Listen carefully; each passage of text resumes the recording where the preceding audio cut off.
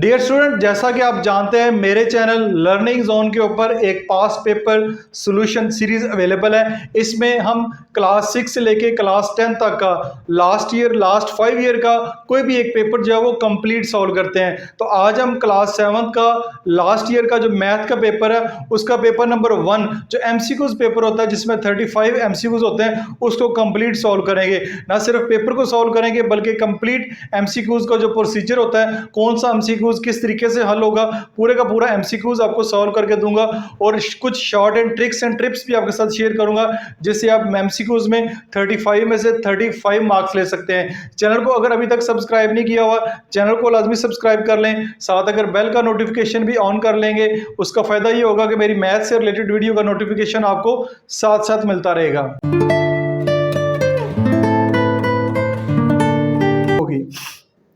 Next आगे देखते हैं एमसीक्यूज नंबर 5। एमसीक्यूज नंबर 5 है हमारे पास, squares of all odd numbers. जितने भी ऑड नंबर्स हैं उनका अगर स्क्वायर लेते हैं तो वो ऑड नंबर होंगे, इवन नंबर होंगे, कंपोजिट नंबर होंगे या प्राइम नंबर होंगे। जैसे 3 है, 3 का स्क्वायर लेंगे 3 3 ज़ार 9, 9 का स्क्वायर लेंगे 9 9 ज़ार 81। तो जितने भी ऑड नंबर हैं ऑड नंबर का स्क्वायर लेंगे तो स्क्वायर भी उनका ऑड नंबर ही आएगा। The square root of decimal 0.16, 6 को एमसीक्यूज नंबर जो 6 है उसमें इसका स्क्वायर रूट लेना है। 0.16 का आपने स्क्वायर रूट लेना है। स्क्वायर रूट लेंगे तो आपके पास सी ऑप्शन इसकी बनेगी, सी ऑप्शन इसकी ठीक होगी। इसको मैं चेक भी करवा देता हूँ।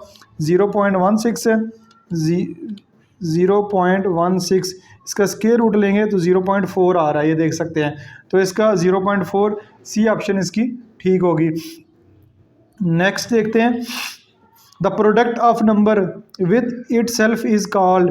द प्रोडक्ट ऑफ नंबर, किसी भी नंबर को मल्टीप्लाई करें अपने आप के नंबर से तो वो उस नंबर का स्क्वायर होता है। इसकी बी ऑप्शन ठीक होगी। It is a comparison between 2 और मोर क्वांटिटीज ऑफ सेम काइंड। एक ही तरह की 2 क्वांटिटीज़ हों, चाहे रुपीज़ में हो, लीटर में हो, किलोग्राम में हो, एक ही तरह की अगर 2 क्वांटिटीज़ हों उनका आप अगर कंपैरिजन करना चाह रहे हैं तो रेशो कहलाएगा, प्रोपोर्शन कहलाएगा, इक्वेशन कहलाएगा, इनइक्वालिटी कहलाएगा। तो वो आपके पास इसकी ए ऑप्शन ठीक होगी। 2 क्वांटिटीज़ को अगर आप कंपेयर करना चाह रहे हैं तो वो रेशो कहलाएगी। आगे नंबर 9 पे देखते हैं। नंबर 9 पे है, if 2:5 is equal to 8:x, then x की वैल्यू फाइंड करना है। तो आप product of mean, product of extreme, यानी कि आप लिखेंगे 2:5 पर is equal to 8:x। x को इससे करें 2x, 5 को 8 से करें 2x is equal to 40। x की वैल्यू निकालनी है, 40 divided by 2, x is equal to 20। x is equal to 20 तो आपके पास ये वाला सी ऑप्शन इसकी ठीक होगी। The distance covered per unit time is called. The distance covered per unit time is called speed. वो कहलाएगी इसकी स्पीड। किसी भी चीज़ की स्पीड चेक करना चाह रहे हैं तो कितना डिस्टेंस उसने कवर किया पर यूनिट टाइम में, तो ये इसकी डेफिनेशन में से ये एमसीक्यूज लिए गए तो वो उसकी स्पीड कहलाएगी।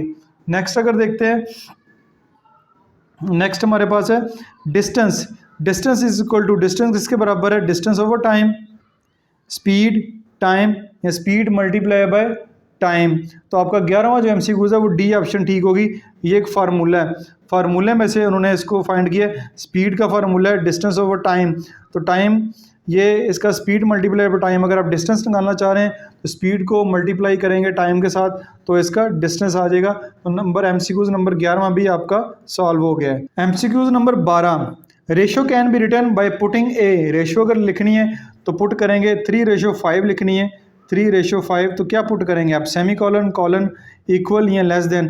तो ये हम इक्वल का साइन, कॉलन का साइन डालेंगे। ये कॉलन का साइन रेशो के दरमियान जो है वो लिखा जाता है। नंबर 3 है an interval between 2 happening is. An interval between 2 happening is ये भी आपके बुक में से लिया गया। इसकी सी ऑप्शन ठीक होगी। 13वें का जो सी ऑप्शन है वो ठीक होगा। इसको टाइम कहते हैं। An interval between 2 happening is called time, इसकी सी ऑप्शन ठीक होगी। 1 आवर इज इक्वल टू, 1 घंटा किसके बराबर होता है, 59 मिनट्स, 90 मिनट्स, 80 मिनट्स या 60 मिनट। ये तो आप बड़े अच्छे से जानते हैं। 1 घंटा जो है वो 60 मिनट के बराबर होता है। Ratio is a numerical relation between 2 quantities having. Ratio is a numerical relation between 2 quantities having same units. ये सेम यूनिट, यानी दो सेम यूनिट्स होंगी उनके दरमियान जो है वो रेशो फाइंड कर सकते हैं, यानी केजी रेशो केजी, केजी की केजी से कर सकते हैं, केजी की ग्राम के साथ आप रेशो फाइंड नहीं कर सकती, सेम यूनिट होना ज़रूरी है। रुपीज़ रुपीज़ के साथ, डॉलर डॉलर के साथ सेम यूनिट होंगे तो आप उनकी न्यूमेरिकल रिलेशन फाइंड कर सकते हैं। सी ऑप्शन ठीक होगी। 16वां आपके पास है x+1, x+1 है, इसमें x क्या है, वेरिएबल है, कांस्टेंट है, एक्सपोनेंट है या कोफिशिएंट है। तो x आप जानते हैं, x को हम वेरिएबल कहते हैं, इस क्वेश्चन में x जो है वो वेरिएबल है। Number 17, A polynomial having 3 term is called, एक पोलिनोमियल में 3 टर्म है तो उसको क्या कहेंगे, मोनोनोमियल, बाइनोमियल, ट्राइनोमियल या पेंटनोमियल। तो ये आपके पास सी ऑप्शन ठीक होगी। ऐसा पोलिनोमियल जिसके अंदर 3 टर्म्स हो उसको हम ट्राइनोमियल्स कहते हैं। नंबर 18, m+2 m-2 को सॉल्व करेंगे तो क्या आंसर आएगा। ये आपके पास a² - b² is equal to a - b, a+b एक फार्मूला आपने पढ़ा हुआ है, एक दफ़ा माइनस में या एक दफ़ा प्लस में कोई वैल्यू लिखी हो उसको हम a² - b² कर सकते हैं। तो ये प्लस में भी है साथ माइनस में है, तो यह आएगा m² - 2 का स्क्वायर, यह आएगा m² - 4, m² - 4 आपके पास सी ऑप्शन इसकी ठीक होगी। फैक्टराइज x² - 2x + 1, इसको अगर फैक्टराइज करना चाह रहे हैं तो कैसे करेंगे, x² - 2x + 1, इसको फैक्टराइज करना चाह रहे हैं, ये x का स्क्वायर -2 फार्मूले वाला a b + 1 का स्क्वायर, a² + b² - 2a भी फार्मूला लगाया, फार्मूला कंप्लीट हो गया, तो आपके पास x - 1 का स्क्वायर आएगा, x - 1 का स्क्वायर, तो ये आपके पास ये लिखा हुआ है x - 1 का होल स्क्वायर। तो 19 का ए ऑप्शन जो है वो ठीक होगी, बाकी इसमें कोई ऑप्शन और जो नहीं बनती। u² - v², ये वही फार्मूला जो इससे पहले वाले ये वाले MCQs में हमने सॉल्व किया है, एक दफ़ा प्लस में लिख दें, एक दफ़ा माइनस में लिख दें। ये लिखा हुआ है, ये प्लस में है दोनों, ये प्लस और माइनस में दोनों लिखे हुए हैं, ये दोनों प्लस में है, तो सी ऑप्शन इसकी ठीक होगी। 20वें की एक दफ़ा प्लस में एक दफ़ा माइनस में लिखेंगे, ये फार्मूला अप्लाई होगा a² - b² का।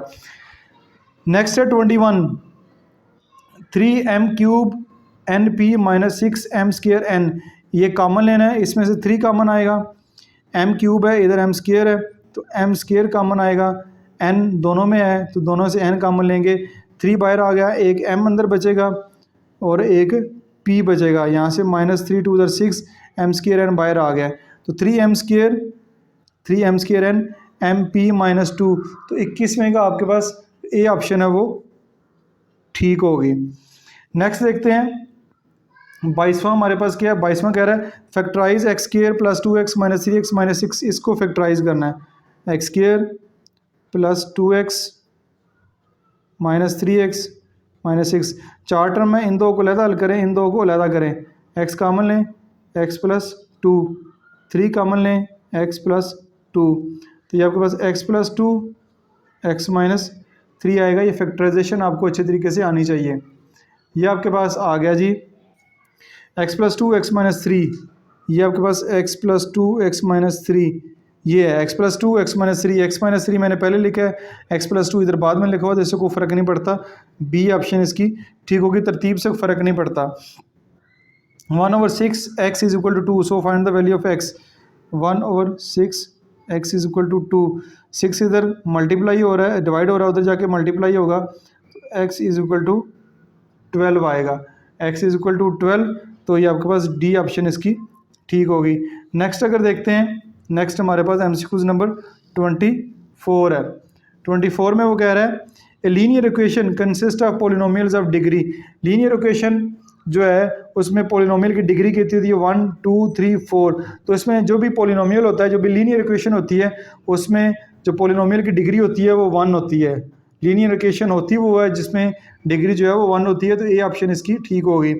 Number 25, the equation x = 2y + 3 is a linear equation with exponent, ये एक लीनियर इक्वेशन है, तो लीनियर इक्वेशन हम जान चुके हैं कि उसकी डिग्री 1 होती है, तो इसमें जो एक्सपोनेंट होगा, जो इसकी पावर होगी वो आपके पास 1 होगी। ये 25वें का भी ए ऑप्शन इसकी ठीक होगी। तो 25 MCQs यहाँ तक आपके सॉल्व हो गए हैं। MCQs नंबर 26 है, the solution of 3x + 8 = 5x, इसका सोल्यूशन फाइंड करना है, 3x + 8 = 5x। 3x ये इधर आके माइनस हो जाएगा, 5x ये उधर जाके -8 हो जाएगा, -2x is equal to -8, minus दोनों तरफ कट गया, x is equal to 8 divided 2, x is equal to 4 आएगा। ये इसको मैंने सॉल्व भी कर दिया। तो x इज इक्वल टू 4 आपके पास ये ए ऑप्शन 26 में की ए ऑप्शन जो है वो ठीक है।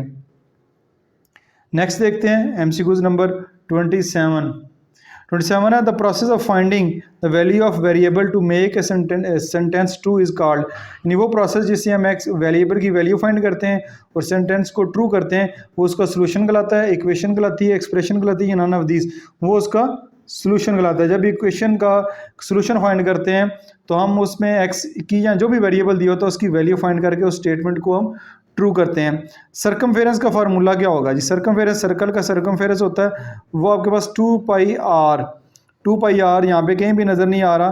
तो अगर आपको डायमीटर दिया हुआ है यानी 2πr है, 2πr तो r है, r के साथ 2 लगा हुआ है, 2r जो है ये इसको डी पाई भी लिख सकते हैं, यानी डायमीटर मल्टीप्लाई बाय पाई, ये भी इसका सर्कमफेरेंस का फार्मूला होता है, ये भी बुक में मेंशन है। 2πd नहीं हो सकता क्योंकि d तो डायमीटर होता है, 2πr हो सकता अगर दिया हो, लेकिन 2πr कहीं भी नहीं है, तो πd इसका आंसर होगा। Number 29 a solution is also called square root of the equation, square of the equation, expression, root of the equation, root of the equation. जब भी किसी सोल्यूशन फाइंड करेंगे किसी भी इक्वेशन का तो वो उसका रूट ऑफ द इक्वेशन कहलाएगा, वो उसकी बेसिकली यही वेरिएबल की वैल्यू फाइंड करेंगे, वो उसके रूट होंगे। MCQs नंबर 30 देखते हैं। If radius of a circle is D का अगर सर्कल का जो रेडियस वो डी है, एरिया क्या होगा? एरिया का फार्मूला है area is equal to πr square, πr square. तो r हमारे पास दिया हुआ है, r जो है उन्होंने d दिया हुआ है, तो ये होगा πd स्क्वायर, πd स्क्वायर। तो πd स्क्वायर हमारे पास किधर है? ये है, ए ऑप्शन जो है MCQs 30 की ए ऑप्शन ठीक होगी। नेक्स्ट है 31 a line segment joining points on a circle is called. ये एक सर्कल है, ये एक सर्कल है। A line segment joining points on the circle, एक पॉइंट सर्कल पे ये है, एक ये है, इन दोनों को अगर ज्वाइन कर रही है एक लाइन तो वो उसकी कॉर्ड कहलाती है, इसको हम CHORD कॉर्ड कहते हैं। नंबर 32 है an arc which more than half of the circle is called. एक आर्क जो कि सर्कल के हाफ से भी ज़्यादा हो तो उसको हम जो है वो क्या कहेंगे? Major arc, minor arc, normal arc, chord. तो उसको हम मेजर आर्क बोलेंगे, वो उसकी मेजर आर्क होगी। MCQs नंबर 33 है two different rays with a common starting point form. Two different rays, ये रेज है एक इस तरफ जा रही है, एक इस तरफ जा रही है, लेकिन स्टार्टिंग पॉइंट इनका एक ही है, कॉमन है। तो वो क्या बनाएंगी? वो एक एंगल बनाएंगी, वो एक एंगल बनाएगी, ये जिससे आप देख सकते हैं यहाँ पे एक एंगल बन रहा है, तो इसका बी ऑप्शन ठीक है। Two angle with a common vertex and one common arm are called. दो एंगल हैं, ये दो एंगल हैं, एक एंगल ये है, एक एंगल ये है, ये दो एंगल हैं विद कॉमन वर्टेक्स, वर्टेक्स भी कॉमन है और इनका एक आर्म, ये वाला आर्म भी कॉमन है आपस में। तो ये वाले एंगल एडजेसेंट एंगल होते हैं, कम्प्लीमेंट्री एंगल होते हैं, सप्लीमेंट्री एंगल होते हैं, ये वर्टेक्स एंगल होते हैं। तो ये आपके पास एडजेसेंट एंगल होते हैं जिनका वर्टेक्स कॉमन होता है और एक दूसरे के साथ अटैच हो तो वो एडजेसेंट एंगल कहलाएंगे। नंबर 35 पे देखते हैं if sum of two adjacent angle is 90। अगर दो एंगल हैं एडजेसेंट एंगल, उनका जम प्लस करें तो जवाब 90 आएगा, तो वो एंगल वर्टिकल एंगल कहलाएंगे, एडजेसेंट एंगल कहलाएंगे, कम्प्लीमेंट्री कहलाएंगे, सप्लीमेंट्री। तो दो एडजेसेंट एंगल जिनको जमा करें जवाब 90 आएगा, तो वो आपके पास कम्प्लीमेंट्री एंगल कहलाएंगे, उनको हम कम्प्लीमेंट्री एडजेसेंट एंगल बोलेंगे। तो एंड ऑफ पेपर 1, यहाँ पे आपका पेपर 1 जो है कंप्लीट हो गया। 35 MCQs मैंने आपको सारे के सारे MCQs सॉल्व करके दिए हैं। उम्मीद है ये वाले के MCQs आपको अच्छे तरीके से समझ आए होंगे और आपकी अच्छे से प्रैक्टिस भी हुई होगी। वीडियो अगर अच्छी लगी है लाइक और शेयर ज़रूर कीजिएगा। This is Masood Mubashar signing out.